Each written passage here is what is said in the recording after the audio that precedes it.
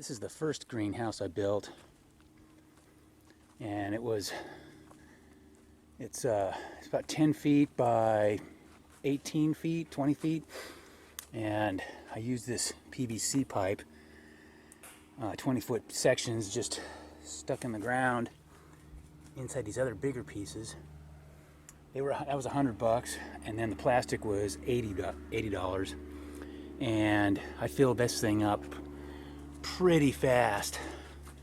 And I've got maybe a little bit of room over there to throw some stuff. It's kind of hard to get to, but it's pretty packed in here. And so then I built this one, which is 10 by 15, and I filled it up pretty fast too. Although I still got a little bit of room right here, but it's basically full. And I've got a lot more stuff I need to plant. And then I built this one, this little one here, for seeds. And I've already got a whole bunch of stuff coming up. I think that's zucchini, or maybe squash. I don't really know. That might be pumpkin, maybe some onions. I don't know. But the cool thing about these hoop houses is you don't have to water them. You just give them a little shake, and they rain.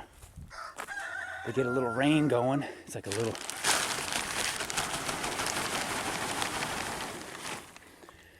which is kind of nice. So, but that was $50.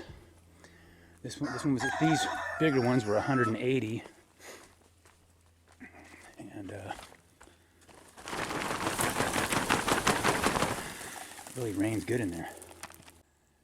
And this one, I just did the same thing, stuck those in the ground, and then I had this piece of bamboo I just duct taped on here, and then I just